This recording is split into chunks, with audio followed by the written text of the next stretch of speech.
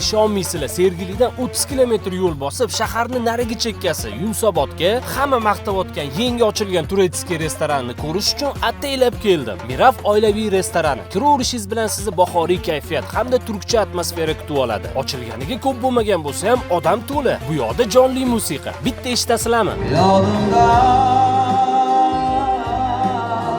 menga ko'rdi bilan unga bog'lamading.